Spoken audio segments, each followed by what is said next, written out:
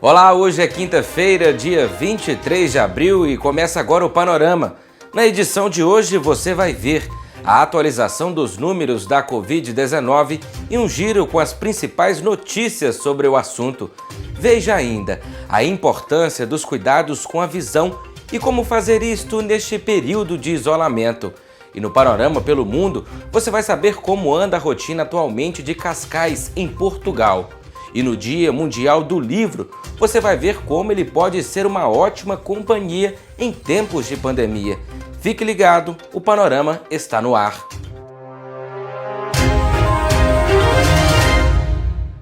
Agora nós vamos conferir os números e a situação atualizada até esta tarde da Covid-19. Cerca de 1.768.000 pessoas já foram infectadas pelo novo coronavírus no mundo, contabilizando em torno de 190.000 mortes pelo Covid-19. O Brasil tem cerca de 45.800 casos confirmados da doença e aproximadamente 2.900 óbitos. E em Minas Gerais, são 1.308 confirmações. Em Caratinga, até o fechamento desta edição, não havia sido divulgado o boletim epidemiológico diário. O Ministério da Saúde aumentou a previsão de compra de testes para o diagnóstico da Covid-19, que passou de 24 milhões para mais de 46 milhões. O objetivo do governo é ampliar a testagem por todo o território nacional. Assim, a previsão do número total de testes quase dobrou. 24 milhões são testes feitos com amostras de sangue e 22 milhões são testes rápidos. A aquisição está sendo feita por meio de compra direta, mas o governo também está recebendo doações de empresas como a Vale do Rio Doce e da Petrobras. O Brasil registrou até a última segunda-feira 22.991 pessoas recuperadas da Covid-19, segundo dados do Ministério da Saúde.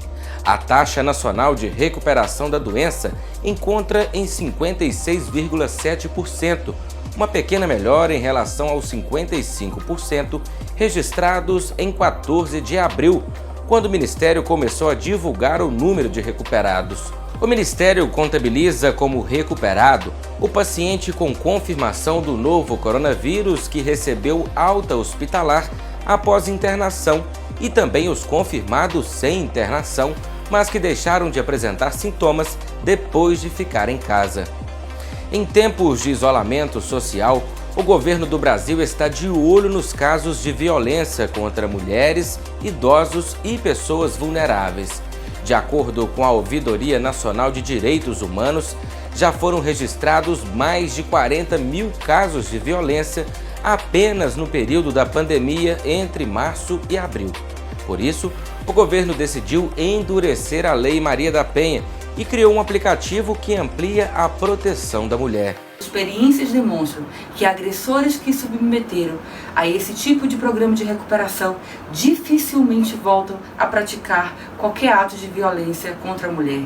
Essa lei, além de ser mais uma medida protetiva à mulher, vai beneficiar ao agressor que vai ter oportunidade de ter uma conscientização maior dos seus atos, das suas atitudes. O aplicativo é simples e qualquer pessoa pode utilizar e fazer sua denúncia ou obter informações sobre direitos humanos. É só ir à loja de aplicativos e baixar gratuitamente. A denúncia pode ser feita de forma anônima e é bem rápido. É possível até incluir vídeos e fotos para ajudar a atuação das autoridades. Quem andar pelas ruas de Belo Horizonte sem máscaras poderá ser abordado e advertido por guardas municipais. A medida, que é válida para todo o espaço público da cidade, transporte coletivo e para os estabelecimentos comerciais, entrou em vigor ontem. Faz com meia, faz com camisa, faz com fralda, faz com isso, não é? Só vão andar com máscaras, né? E a população tem que cuidar dela mesma. A administração municipal espera ter a colaboração dos moradores. Mesmo assim, não foi descartado o endurecimento da fiscalização para quem relaxar a quarentena em Belo Horizonte.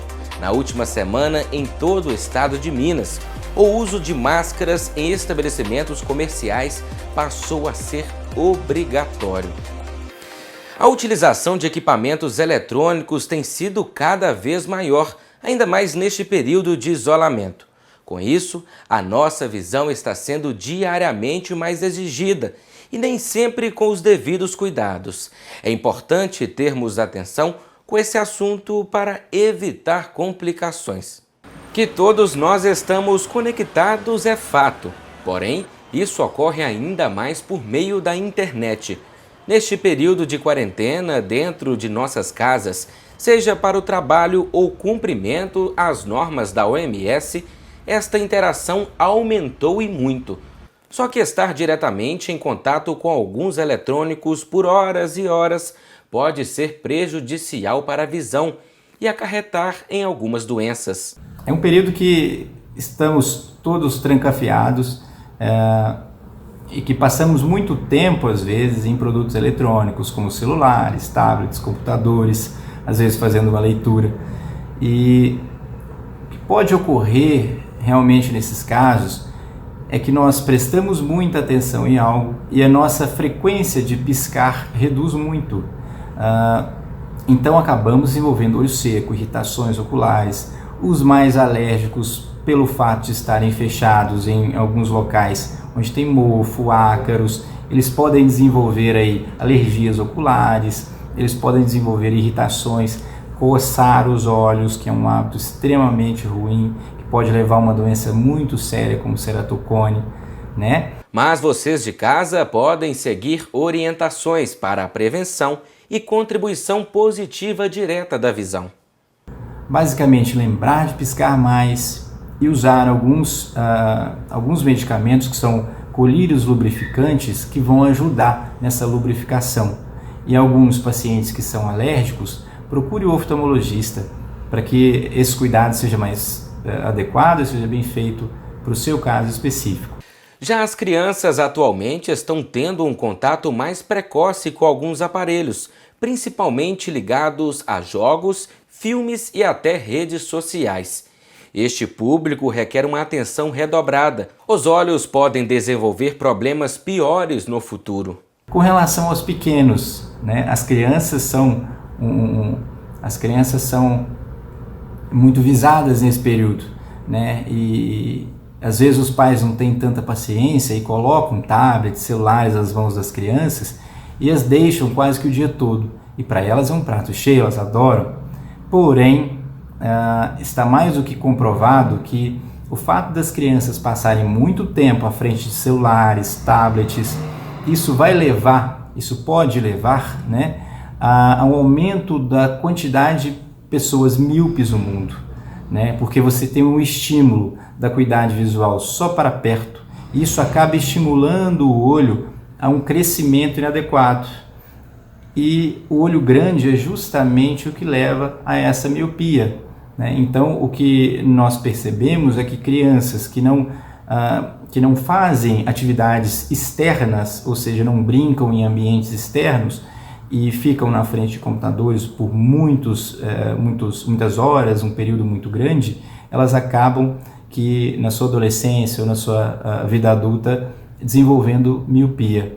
Agora, papais e mamães, prestem atenção nestas dicas valiosas do oftalmologista. Estipular horários. Estipule 1 hora, 1h30 para essas crianças, no máximo, à frente de computadores e tablets, certo? E estimule muito a brincadeira externa, pelo menos 40 minutos diário, para essa criança brincar, se interagir com o ambiente. Isso não vale só para a questão visual, isso vale para a questão social dessa criança. Tá bom? Foi um prazer imenso estar aqui, espero ter ajudado um pouquinho e contribuído alguma coisa para que vocês tenham uma quarentena mais leve e que a visão não seja prejudicada. No Panorama pelo Mundo, vamos até Cascais, em Portugal, para saber como anda a rotina das pessoas durante a pandemia.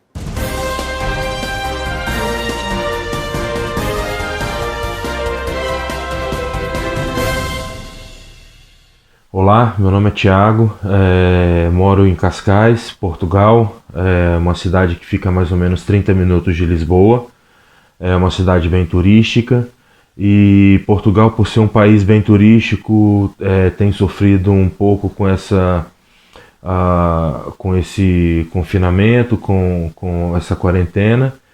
Já estamos aqui de quarentena desde por volta do dia 15 de março, então já completamos um pouco mais de um mês.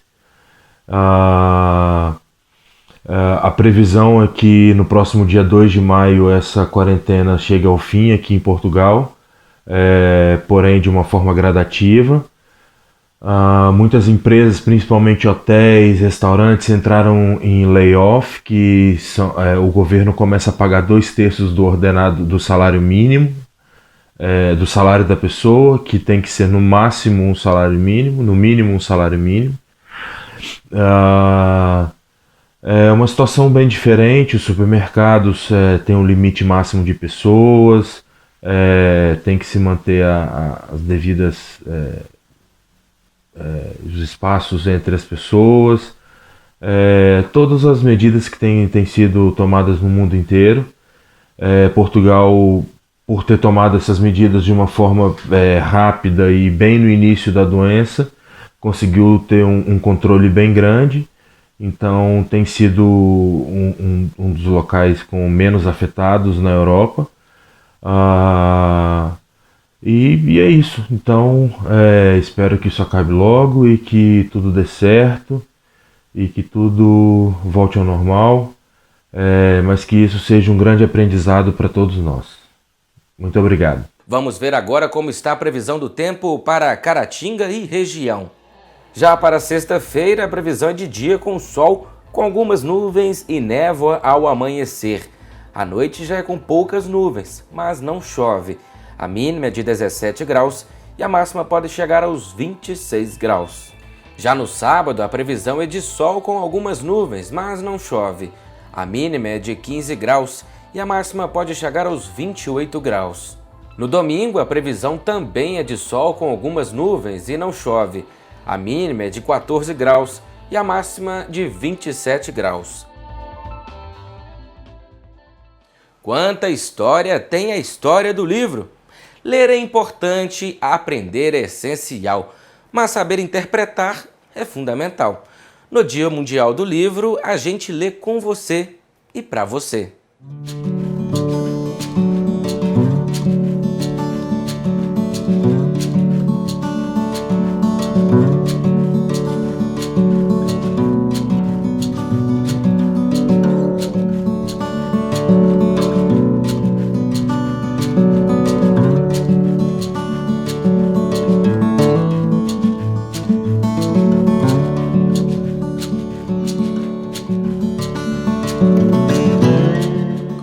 Na mão é possível sentir seu peso e seu volume. Ele tem cheiro, às vezes até sabor, mas isso não é o mais importante. É a obra que fala por si só. É bom folhear o livro, ouvir o som das páginas que se sucedem, acompanhando o número em que você está e comparando-o com a paginação total, não para querer saber o quanto você já andou ou pior, o quanto ainda falta. Afinal, se deu vontade de ficar logo livre, é porque não valeu tanto a pena. Talvez por preguiça, quem sabe.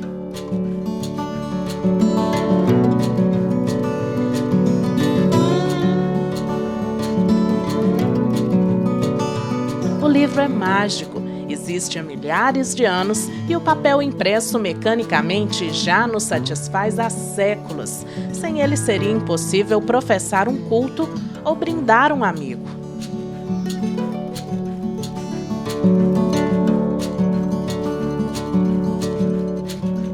Tem uma moçada aí que não gosta de livro. Na maioria das vezes é porque vivenciou uma frágil educação ou nasceu num mundo diferente, já dominado pela atmosfera da internet, essa coisa sem a qual não conseguimos mais viver.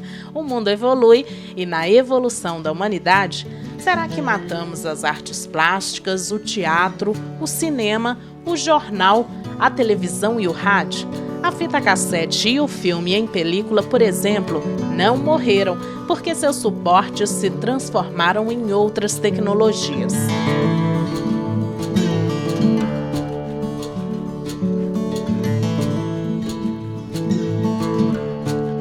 outros recursos têm surgido, como o livro eletrônico e o audiolivro, e tudo isso será aperfeiçoado provavelmente.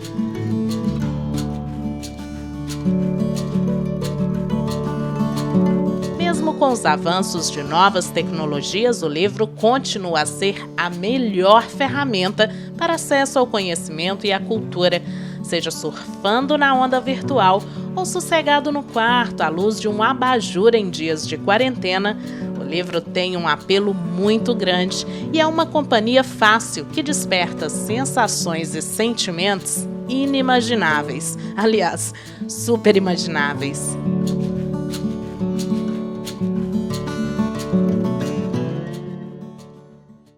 Foi aí uma boa dica para aproveitar de forma interessante esses dias de isolamento em casa.